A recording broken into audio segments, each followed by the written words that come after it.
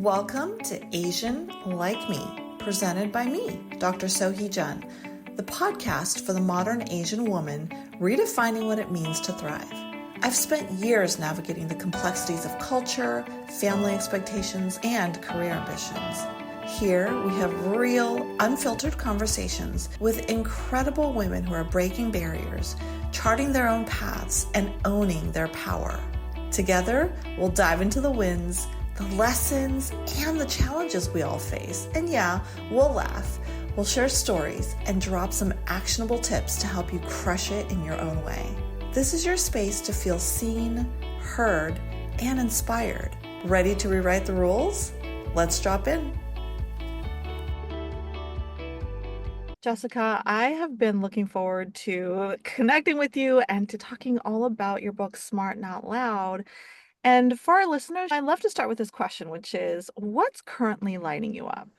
Oh my gosh, there's so much. But the one thing that comes to mind is I have a newborn, just a few months old, 2 months at the time of this recording, but this is our second child. We have a girl. Our first one is a boy. And so I had her over the holiday. And there's something about transitioning from one to two kids where suddenly it feels like we're a family. And it's funny because, of course, when we had my son, we felt like that. But something about the four of us now, and I remember a few days after we brought her home from the hospital, all of us were just laying in our big bed together. My newborn was next to me, my toddler was next to my husband, and we were just laying in bed together. And I was like, it was chaotic, but it just felt perfect. When I think back to that moment, that's what lights me up. Oh, I love that. First, congratulations on another beautiful baby. And when you were saying that, I'm such a visual thinker. It just brought up like this beautiful chaos that just feels so warm. So that's what brought to mind for me. And thank you for sharing that. So I want to talk about that too, like being a working professional. And I know for me, it was such a juggle to try to figure it out, to try to do it well and to get it all going and keep it all going. Let's go there. What's it like for you juggling really little ones? I have three. They're much older, so it's a different phase of life. What are you finding for yourself at this phase? It's interesting because you and I were just chatting about this as women who are high achievers who want to get things done, right? Sometimes you feel like you're not doing enough, especially when your plate is so full. You're going from mom mode to work mode to mom mode to house mode, right? You're juggling like so many things. But what I've realized is everything in life, whether it's family, kids, your relationships, the work, it's all about this different seasons. And that's not original to me. But what I really find so powerful about that is when I think about, let's say, the crazy toddler season that I'm in with my 3-year-old son, and he is sometimes just going crazy and like screaming and wanting, demanding this and throwing a tantrum on the ground. I think about it as this is all just temporary, right? One of the other things is, for example, going back to my son, he's going through this crazy sleep regression right now, like sleep with us all the time. Yeah. And my husband's a little bit more resistant to that. He's, no, we need to be very strict about it. And I told him he's gonna not want to sleep with us once he turns a certain age, and you're gonna want him to be near us, and he's not gonna want to be near us. And so it's just embracing things like that. And similar to the newborn phase of just crying and feeding every hour, it feels hard. This is just temporary. And when it comes to work, the way I think about work is as long as you put in the time, you do good work, don't worry about it. I truly feel like consistency is what's most important. And Mhm. once you are set with that, you put in the time, you're consistent with it, results are going to happen. And it may not feel immediate, but try not to put that pressure on yourself to need to achieve that next thing right away. I feel like that's been really a huge thing for me. Oh my gosh, Jessica, you said so many great things. I just got to peel this back. So, first of all, I knew that when I read your book, and we'll get to it, that there's so many things that we're aligned on because one of the biggest lessons for me has been, and this is what I coach women around, is like it is a season of your life. And it's not about balance because I know in my experience that if I try to balance something, I end up burning out because then I'm operating at a pace and a level that isn't sustainable. And it's probably acting out of shoulds to like a lot of obligation stuff. And so the season for me right now is look, I have a high schooler, another one about to enter into high school, and one that's going to go into junior high. So that's a very different season, which allows me to put out a podcast. And perhaps not when they were younger, because all I remember when they were younger is just, did I shower? Okay, did I make it to work on time? And which coworker do I need to do something for if I'm on a team? And just the things that are foundational to work and to making sure that your babies are alive. And then everything else went by the wayside. Forget the workout, forget the having perfect meals. And it is about what season are you in and really jumping into that. I'm sure you feel that. I totally feel that. And I think sometimes when it's easy to get so hard on yourself of, oh, I didn't get to do this or this is falling behind, right? I think I've given myself a lot more of that grace in that sense where, you know what, things are fine. Things will work out. Yes, the room is messy. Yes, I didn't get to work out today, but it's fine. It's okay. Like I say to my son, we'll try again tomorrow. Oh, I love that. I want to put that as a sticker, like, we'll try again tomorrow. And if this will pass, and I wonder, how do you remind yourself of that? Because again, it's a hard undoing for those high achievers. I've been wrapped up in perfectionism, I'll admit it. And so it's a journey for me to continuously remind myself, all right, I don't have to go full throttle in doing a podcast, for example, just enjoy. And as you and I were starting off, I talked a lot about enjoying the process, which feels different. It does. And that is something that I had to learn myself too, which is enjoying the process. And I will tell you personally, part of the reason why I decided to leave my back then as a news reporter, we can go into that later, and Yeah. start my own company, Soulcast Media, was because I wanted that freedom to control the kind of work that I do. And part of that was I should be able to enjoy the process of doing it because the decisions are mine. And whenever I feel like boggled down or super, super stressed, I have to remember, why did I even come about doing this? It's because, yeah, it is part of the process, right? It's enjoying the process of doing things. And I think that is what life is, right? It is really about enjoying the process, beautiful or as messy as it is. It's all part of the journey. And I think sometimes stepping back when you're in this like stressful moment to reflect on that, I think it's very important. Yeah, so let's jump there. You have such a dynamic career. And as I was like, oh my gosh, you've done so much. I'm sure you get told that a lot. Like you entered into a field, and it's funny because also Connie Chung has her autobiography, and she's of my era where I was like, oh my gosh, I looked up to her. And I know that you serve that too for so many people that didn't see themselves on TV. In your book, Smart Not Loud, you talk about why you chose that. Just share that for our listeners, your path there, because it's so few of us in media. Yeah. So I started my career as a television journalist. Once I graduated from university, I went straight into news. So I was working for my first job, it was at the NBC station in Reno, Nevada.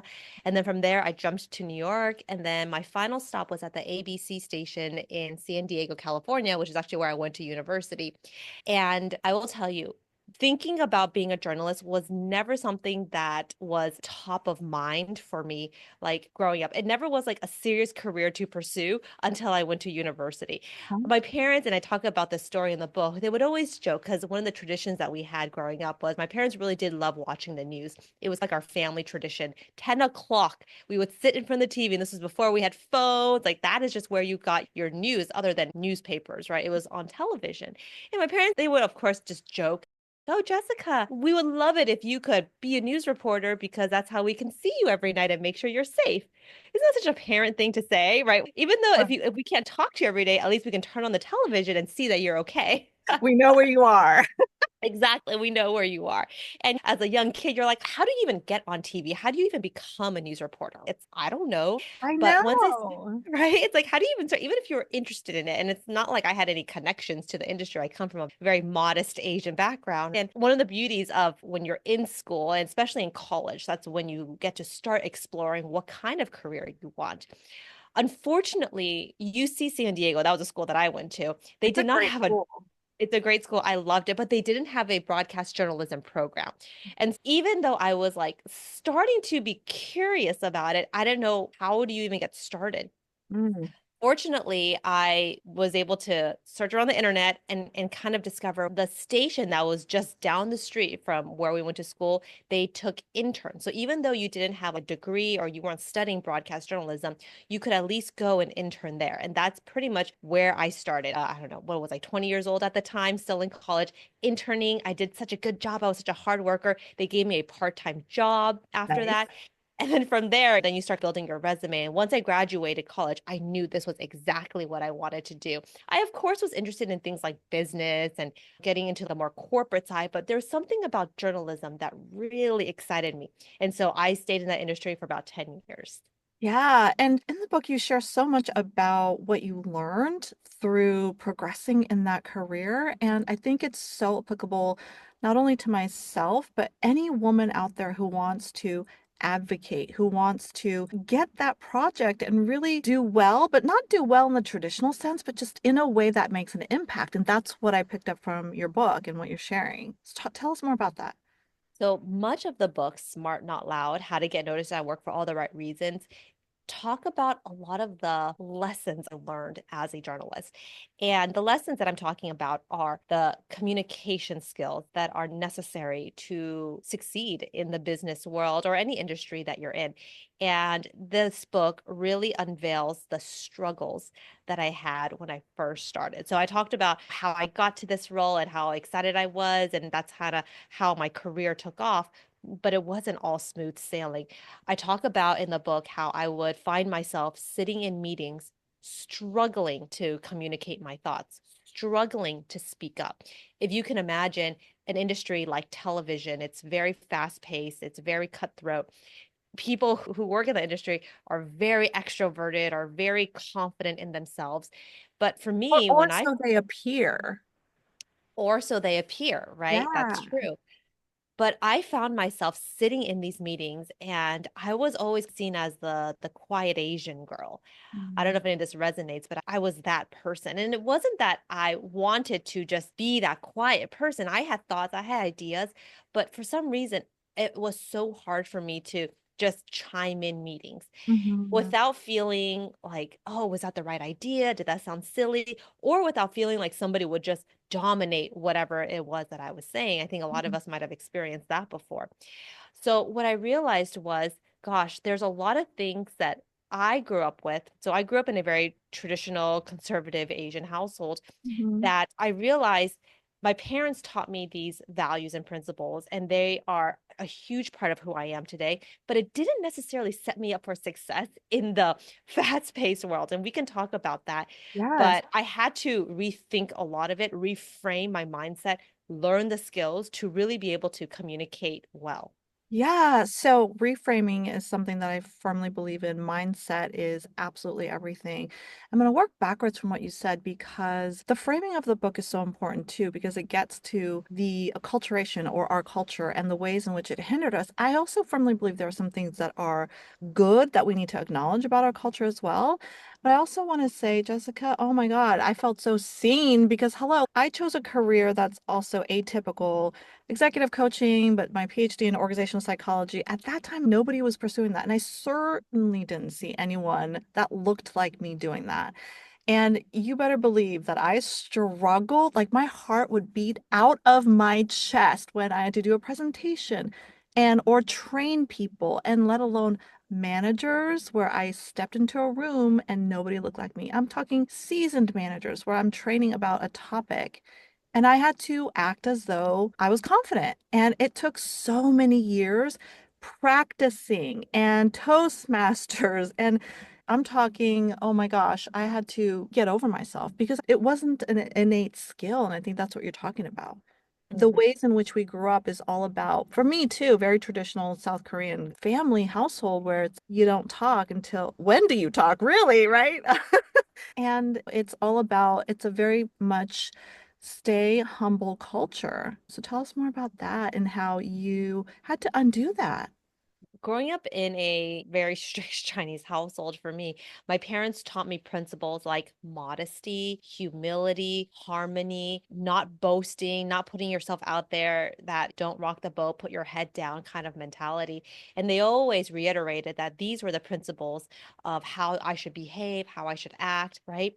And it's funny because when I started working, I took a lot of these into the working world of maintaining a harmonious environment, just keeping my head down, just working hard, being that diligent worker, right? And in many ways, I think school also encourages that, right? Like you just Hmm. get the work done, you get that, you study hard, right? But there's something about when you get out into the working world, you have to put yourself out there. You can't be shy about it. You have to walk into a room and be able to speak your thoughts. And a lot of it, I felt like when I would sit in those meetings that I talked about earlier, I would then be like, if I say that, is that coming across too boastful? Or do people already know that already? Or shouldn't my work speak for itself? Hmm. I Yeah. get that a lot. I'm That's doing a good. woman thing, like across the board, Asian or not. It's so many women I coach. 99% of them are like, have that feeling and thinking. Yeah, like I'm smart, I'm capable, I'm doing good work, I can perform. Isn't that enough? Hmm. But that's the thing, it's not enough. Doing good work, and this is what I talk about in the book, doing good work is expected. Everybody has to do good work. You're hired to do good work. You're hired because you're smart. Hmm. But the other half, and this is what we don't talk about, is your ability to make sure people know about it. And that's why the subtitle of the book is How to Get Noticed for All the Right Reasons. Hmm. Because sometimes if you are just the person who just diligently puts your head down and gets it done, you're just that person who is just a doer. But that doesn't necessarily keep you top of mind. Because if you think about it, a lot of times decisions are made when you're not in the room. Hmm. They're like, "Oh, yeah, Jessica is good at what she does," but are you actually top of mind when they're like, "Who should we put on this huge new project? Is your name coming up?" If not, you have to get better at building that visibility. But like I said before, like building that bridge between what I was taught versus the skills needed to get noticed, that was a huge gap. So in the book, I talk about all these reframes because my belief is these principles are a part of who we are. I Yeah. was raised that way. So it's not about changing it. It's about how can we expand the way we show up. So I'll give you some examples. So Yeah. one of the things I talk about is don't just go in with a mentality of working hard, but think about how you can take the work that you're doing and use it as leverage to expand your impact. I call it maximizing your work. So, for example, you finish this project, you did a darn good job. On the back of your mind that there's something that you've been wanting to do or an idea that you have. How can you now request that one-on-one meeting with your manager and say, "Hey, I just finished this one project. I'm glad that it turned out really well, but I've been thinking about this other idea and I want to talk to you about it." So basically, you're using that amazing work, that project that you just done as a bridge into now what you want to actually talk about, which is that opportunity. So it's thinking about your work a little bit differently.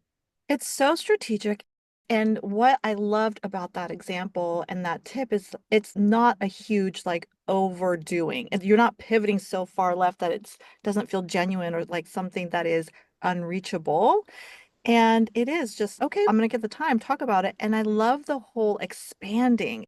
It feels very like a world of possibilities. That's what it evokes for me, which I love. There is two things I want to ask directly about the book in terms of the loud culture, quiet culture framing. Very curious about that, how you got to that in terms of it being the structure of the book. And an example that you share throughout, which is that you didn't get that project that you were nervously asking for. You raised your hand about it. So talk about that. It's so important. Oh my gosh. So there's a story in the book that anchors exactly this friction. That's what I call this communications friction that I felt in the workplace. So this is the story. When you work in news, we have what we call these editorial meetings where in the morning, every morning, the reporters and the producers, we come into a room and we talk about what are the stories of the day? What Mhm. is going to be covered on the news? So everything on the news, these are a lot of these decisions are made that morning of what's going on. Okay. One morning, all of us were once again sitting in our typical editorial meeting, and my manager is going through the stories of the day, and he goes, "Hey, the US Thunderbirds are coming into town in a few weeks, and they are allowing one reporter to fly with them. Who Mhm. is interested in covering this story?" Now, I don't know about you, but I thought this was really darn cool. Yeah. So I mustered up the courage and I raised my hand and I looked at my manager and I said, "Hey, I would love to do the story." And I remember my manager looks at me, he goes, "No problem. We'll get you a media pass." So for 2 whole weeks before this event is about to happen, I'm like, oh my gosh, I get to fly with the US Thunderbirds. It's going to be the coolest experience. Like, when else are you going to have this opportunity? So I remember like telling my family, my friends about it. Okay, the day before the air show happens, we are once again sitting in this editorial meeting, and my manager is going through the stories of the day. He goes, "Okay, the US Thunderbirds, that story's happening tomorrow. Mm, Bella, you're going to be doing the story." You know Whoa. that feeling? Yeah. You've been really looking forward to something. You've been excited about something. You thought that this thing was going to be yours, and it simply was handed off to somebody else. It Ah. felt like my heart just sank down to my stomach. But here's the thing, my manager just went on with the meeting as if nothing unusual happened. Now, this bothered me so much because I was like, what the heck happened here? I thought Mm. I was like super clear that I wanted to do the story. I remember he gave me that validation. So after the meeting, I mustered up that courage to ask him what happened. Oh, So God, I that's so walked up. courageous, by the way. Right? Because it's like a lot Yes. of times you just let it slide, be like, Yeah. it's okay. But this was something that like I really cared about. So I walked up to my manager and I was like, "Hey, I'm just curious, why is Bella doing the story?" I mentioned that I was interested in doing it. I will never forget what he said. Oh, He turns to me and he goes, "Oh my goodness, Jessica, I'm so sorry. I completely forgot you mentioned you wanted to do it. It was just that Bella, she kept talking about it and she was top of mind." there you have it. Right there. Top of Top mind. of mind. Now, I truly believe my manager, he wasn't being malicious. I don't think he was doing it on purpose. I think it was truly just human nature. When it came time for him, when he was probably sitting in his office, writing down the name of who was going to do this story, it was probably just human nature of who was talking to me about it. And Bella, my colleague, who is amazing, by the way, she was not afraid of, I'm sure, talking about the story. And she was very talkative. She was very excitable. And I'm sure she went up to my manager many times those few weeks talking about her desire to do the story, right? And here's the thing, I feel that during those, and actually, and this is true, during those 2 weeks before the story was going to happen, I had thought about following up with my manager. I had thought about reminding him that I was interested. But Mhm. instead, what did I tell myself? I said, it's okay. I don't want to bother him. Or it's okay. He probably will remember. Or it's okay. I don't need to bring it up again. I had this narrative in my head of that I would be bothering him. I had this narrative in my head of, oh, he should remember, right? A lot of these were the assumptions as well. And that's when I realized that if it's something that you really care about, and for me, it was really this, I made that mistake. But if there's something that you really care about, you got to make sure that you keep talking about it. And if it's a decision that somebody needs to make, that you keep following up. Yeah. Thank you so much for sharing that story in so many different ways and lens because what I think is so important from that story is the story that we tell ourselves. It's the, I don't want to bother them or him or her. They should know. Or I've said it, it's fine, they'll remember. And that's really important because we have to help ourselves. And that's the first place to start from my perspective. It's watching the stories that you're telling yourself and is it supportive of what you want? And in this case, what also is true for today's workplace and just life in general, Jessica, and you know this, it's 2 weeks is a long time. From the time you told him and raised your hand to when he said it, a lot happens, especially in that industry and in life today. Like, how many things do we tackle in one day? And to lay on that kind of assuredness. I said it once, 2 weeks passes, and of course the person will remember. That is also something to keep in mind too, that people need repetitive, just, hey, I'm here. And gosh, I just love that example so much because I do know that there are times in my life when I've done that. If I raise my hand, have the courage to do that, let's first acknowledge that. The courage to raise your hand and go, okay, I've said it, and just slink away with hopes that it'll happen. Exactly. You a lot of times, like when you think about, okay, let me just say something in a meeting, you say something and you're like, okay, I'm done, right? I put in my 2 cents. But a lot of times, again, it's that repetitiveness. And it's just thinking about human nature, right? I think there was like some study that said, I don't know what the number is, but it was like a high number of you need to say something this many times for somebody to remember. Maybe it was like 7 or 8 times. And It's seven. Yes.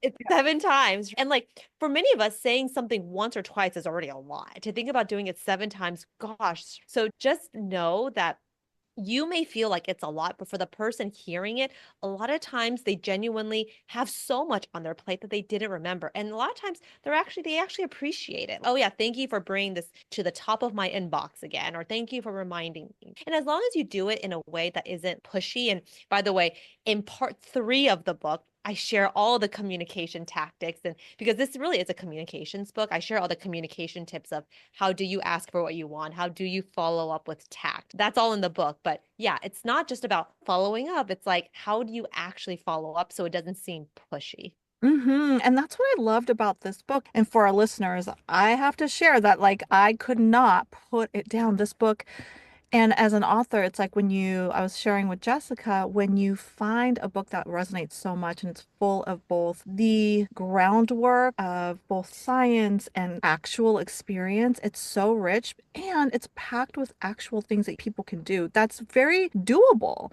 And I'm all about that. Let's make it practical so that people can, to what you were saying, build that muscle, be repetitive about it, because that's how we build habits.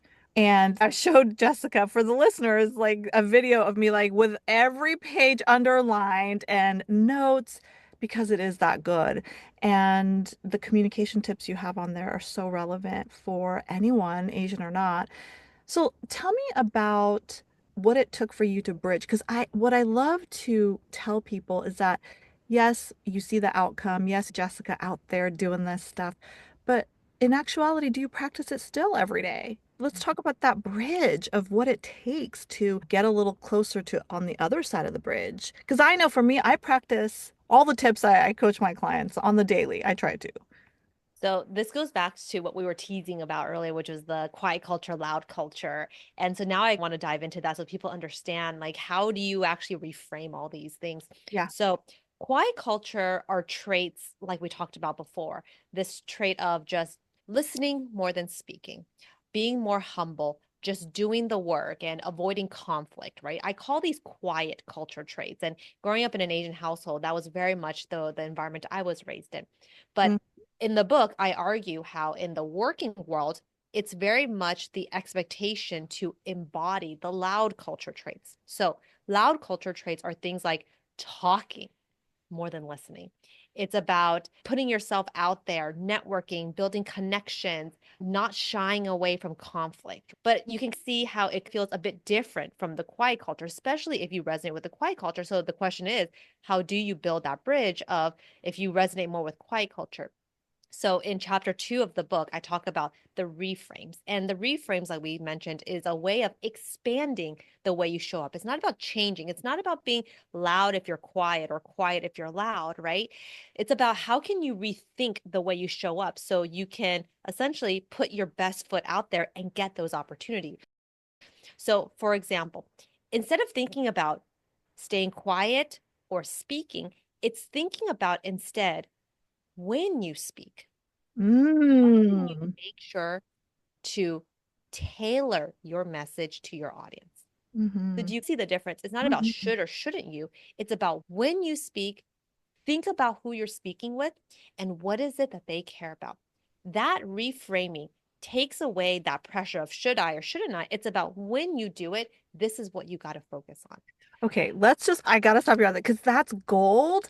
Here's why it's so powerful because it takes that question off the table. So you're not spending energy on do I not, do I not? Just when. It's not even a question. When you do. So I love that. Okay, keep going. Yeah, so that's one when it comes to communicating. The other one was about thinking about the work that you're doing. And I talked about this earlier already. It's not about just putting your head down and doing the work. That, like I said, is status quo. It is thinking about taking your work and maximizing the opportunities you can get from your work. And I'll give you a short story about this. So, when I was a reporter, I was hired as a general assignment reporter. And that means we just did everything: politics, the fire down the street, business stories. We covered it all. But deep down inside, I've always been interested in business. But I knew if I just said, hey, can I cover business stories? My manager would be like, we got a lot of other things you got to do. You can't just do business stories, right? Mhm. But because I did my work so well, I would then find those moments where I could say, hey, I just finished covering the story. I finished it early, or I just did this one thing, and now I have maybe a few extra days that I can work on something else. So I then use that opportunity, use the work that I was already doing, and made a case for myself of why I think I should now spend a little bit more time covering business stories. So it's not just forgetting what you really care about doing. It's thinking about, hey, I did the work, I did it, maybe I delivered it early. Then using that as a talking point to now ask for what you really want. Mm. Eventually, I was able to start doing more business stories because I had this track record. Actually, I call it building your credibility jar. Yeah. You do a lot of good work. You are building and putting money, that it's credibility, putting that into the jar, and one day you got to cash it in. So Yep. you cash it in by asking for what you want. So that's what I mean by thinking about your work.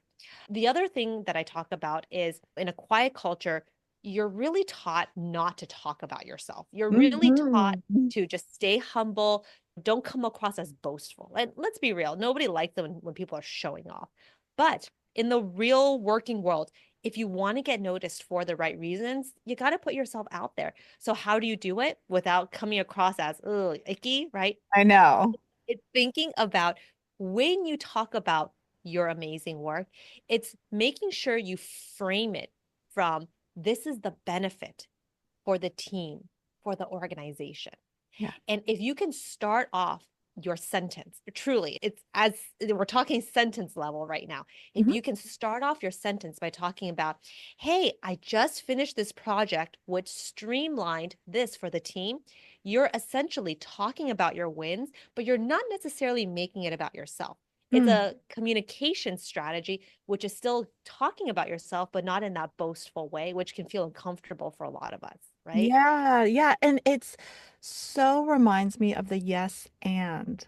It's yes, talk about the work and how it benefits the entire team, which I think makes it much more doable and something that is authentic, right? And I think a lot of women, me in particular, and the people that I get to coach, it's they want to be authentic.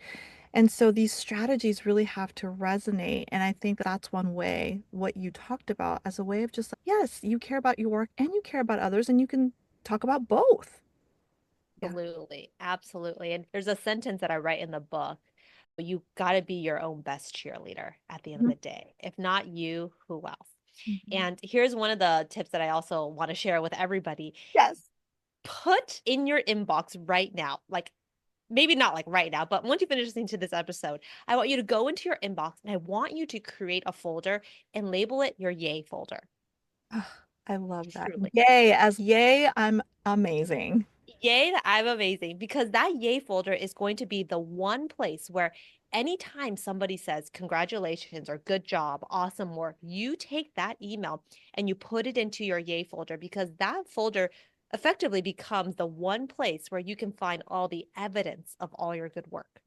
So that when performance review comes or when you're making that ask for what you want, whenever you are needing all that information, that data to do that, you can easily find it because sometimes when we're like, gosh, you're doing good work, but it's how can you find all that proof?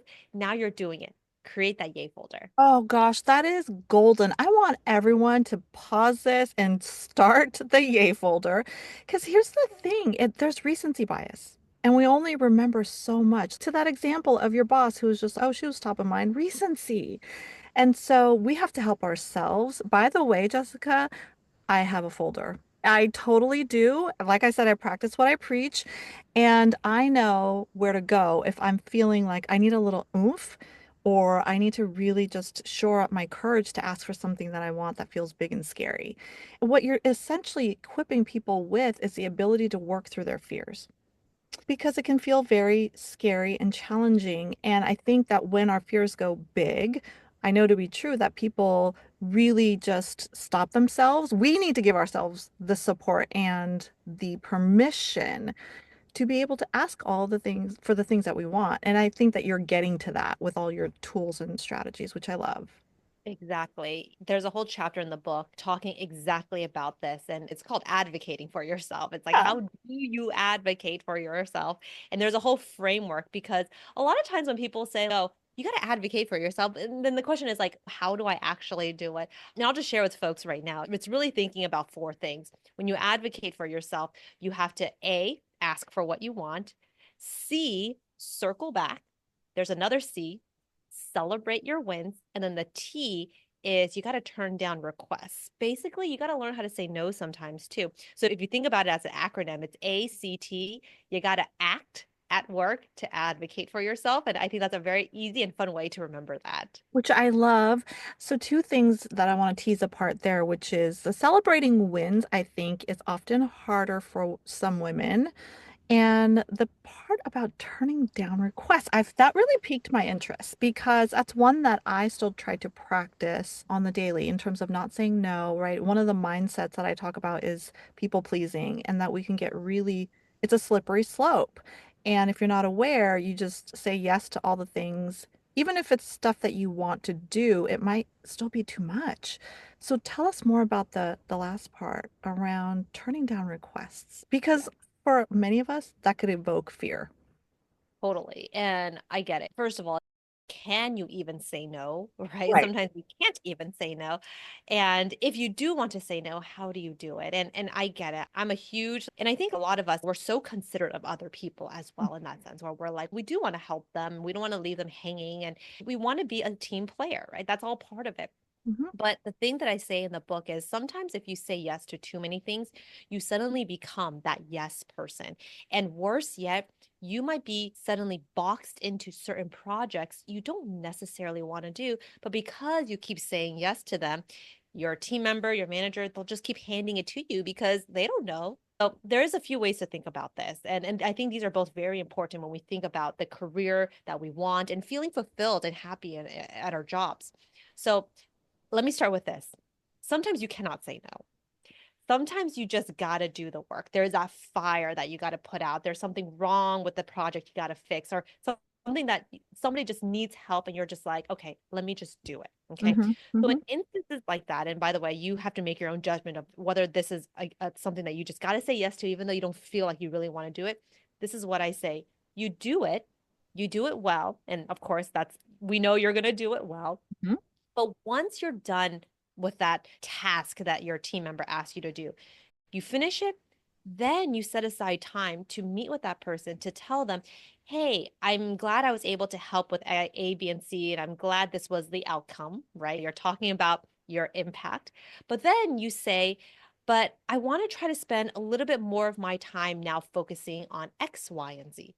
So Mm. the fact that you have already helped them, chances are they are already in a better mood, right? Things are probably calmed down a bit. You've already proven to them that you can help them and you're a team player, but you're just letting them know at a time that's not stressful that hey there are actually other things that I want to focus on as well. And Mhm. I think approaching a conversation like that using this strategy is super effective because you are still suddenly telling them no, I don't want to keep doing it, but you're doing it in a time, right? Timing is very important, where they're not like stressed about something. Yeah, that's right. Timing is very important. And I love the graceful exit. It's such a graceful exit. And there's so many things that more questions I have for you. So get ready, Jessica. Okay.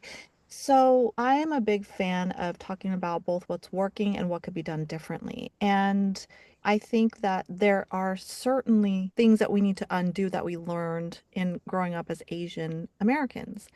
So tell us Talk to me about what you think are some of the advantages. What are some of the strengths of being an Asian American woman? Oh gosh, I'm proud of being an Yay, Asian. sister. Me too. Me too. It's funny because I will tell you, I'm so proud of being an Asian American woman. But when I was young, I did not feel this way. Me either. When I was, this is probably more around like middle school, high school, right? I would be like, gosh, sometimes I wish and I would assume, gosh, life would be so much easier if I was a white woman, for Hmm. example, right? I even remember younger, my mom actually would pack me these lunches and they would be like rice or with all this stuff. And I would see like my other friends, they would be eating like cooler lunches, right? Not like an Asian lunch, right? And so even just little things like this, I'd be like, gosh, sometimes I wish I wasn't Asian, right? Now I love my culture so much. My kids are Asian. And for me, I'm all about making sure they understand their Asian heritage. They understand our culture, right? Heck, we put our kids in an Asian school, immersion school, so they understand their Asian culture, right? Oh, I love that. Yes, one of the things that I believe was the beauty of having children, there's so many things that are beautiful, is that it allowed me to get reintegrated into my culture, really just bringing that part out that I had lost for so many years because life gets busy, because you're in the workplace, because that's not a focus. And similar to you, all I wanted to do was erase my identity when I was in junior high, specifically in high school, and doing all the things to get as generic as possible, to blend in. And it wasn't until truly college that I got reinterested in, let me at least learn the language. How do I speak Korean again? Because in my house, it wasn't enforced to speak it every day. So I lost it. So that was the stepping stone for me to go, I'm really curious. And then when I had children who are Chinese and Korean, it's let's bring the beauty of both cultures, and there's so much beauty, and they love the food. And by the way, Jessica, this generation of kids, they love all the K-pop, Korean food, all the Asian foods that they bring to school. And so it's been so fun to see that. Oh my gosh, totally. I know we're talking about like the culture aspect of like the food and stuff like that, but truly, right? Like I love all the different Asian food. I want my kids to love it too, and I want them to appreciate it as well. I don't know, maybe one day when my kids get a little older, they might say they might not they might experience what I felt back then, which was like, oh, I wish I wasn't Asian. But I think making sure that they understand and appreciate the beauty of our culture is so important. And I remember my parents used to say this too about language, right? My parents did try to enforce speaking Chinese at home. And I remember back then my father would always say, Jessica, one day you're going to regret not learning how to speak Chinese. If you can speak Chinese, basically is what he's saying, you will get farther in life. And so that's how he like pressured me to do it. And truly, I'm so glad that thank you, Dad, for pressuring me because it truly has paid off, right? I have clients in Asia, and I think being able to, and let me be real, my Chinese is not like the best, but I can get around, right? But I do feel like knowing that language and having that, it has helped from a business standpoint, getting new clients, working with people from across the world. I think it all helps. I think it adds to us. It doesn't take anything away. Oh, yes, it's the adding, it's the amplifying, expanding. And by the way, I'm so jealous. And you and I have to go out to eat at a restaurant because then you can do all the ordering for me at a Chinese restaurant. I use that to my advantage in Korean restaurants. I'm like, let me speak my Korean so that I get the service. Yes, the aunties will be a little bit more nice, right? They'll maybe pass you some extra food. Exactly. And I want to hone in on what you said about it being an advantage in this global world. Honestly, in my career, when I was internal, I had the opportunity many times where I was approached about, hey, can you speak Korean? Because we have a client in Korea. And oh my God, I was gutted because I had to say, no, it's not fluent enough. Certainly, I know how to get by in a restaurant, but that's about it. And I think those were the moments where it was really poignant how much of an advantage it is in today's workforce. We are global. And so I love that you mentioned that it impact that you have clients all over the world. Talk a little bit about Soulcast Media. What's your vision for this beautiful company you have? Oh my gosh. So I started Soulcast Media about 7 years ago. So after I left the news industry, and which, by the way, the reason why I left the news industry, I think we have to talk about that, is because a lot of what I learned in news came down to things like how can you and how do you communicate well? How do you give a great presentation? How do you develop executive presence? Everything that you see on TV of how a person carries themselves, Mhm. I learned that and I wanted to teach people that because for me and myself, like I said, I struggled early on, but because I started in news and I learned all these communication tips, I was like, gosh, there's real world application for working professionals. And that's why I started Soulcast Media. So we've been around for about 7 years now, and I'm so proud to say I've taught over 2 million people how to improve their communication skills. These are folks around the world. Mm. And it's just, oh my gosh, yeah, we I do wish workshops, I do speaking, like it's just all the things and everything that I teach, which whether it's presentation skills, developing executive presence, advocating for yourself, it all comes down to communication. it absolutely does. And the mindset. And I wish people could see us on video because I was just like cheering you on when you're talking about your business and what you do and the services you provide because look, it's such a gift in the world. Like I'm always about amplifying all the good work, all the badass Asian women, and that is the purpose of this podcast and why I'm so excited to be in conversation with you because you're doing work that is so needed. And the more that we can illuminate the stories of women like you who are out there doing the work, amplifying the strategies so that people can show up in their best, most confident version, I think we need more of that. I applaud what you're doing for the show. And my question to you is this: how do you define what it means to be a modern Asian woman? Ooh, a modern Asian woman. I think part of it, I think a huge part of it really is feeling that self confidence that you are doing enough Mm. and you're doing good work. I think back to, for example, my mom in that generation. And sometimes I see her and she's so hardworking that I sometimes feel like she doesn't give herself time to just enjoy. And when I think about me and this quote unquote modern woman, I think a part of it is knowing that you are doing good work. It's enough. Go out and enjoy as well, right? Perhaps there's part of that immigrant mentality as well, right? Of just because my parents, they weren't born and raised here. They immigrated here and I was born here in the US. Mhm. But I think when I think about this modern woman mentality, it's that self-confidence of knowing that, hey, trust yourself, you're doing good work, right? But go out there and feel good about it. Know that you're making an impact and enjoy as well. I think that a lot of times we forget that part of it. That is such a beautiful ad to enjoy all the fruits of what we're doing. I love that definition. Jessica, who else do you think we need to have on this podcast to be in conversation with? Ooh, I have to recommend a fellow author. I don't know if you might have heard of her, but Elaine Lynn Herring. I haven't yet. He has a book that came out a few months before mine, and I think the insights that she shares is it's not the same as my book, but it's similar in that her book is called Unlearning Silence. Oh, wow, that's a powerful title. Yes. Unlearning silence, including the ways we silence ourselves and how people silence us. And I think as Asian women, the things that try to silence us, right? I Mm. think it's important for us to think about it, unlearn it as well, but also be mindful of it. And I think she'd be a great guest to talk Oh about. my gosh, let's get Elaine on here. Jessica, you are such a light in the world. I want to thank you for being in conversation with me. So, what do you want to leave our listeners with? What's that takeaway?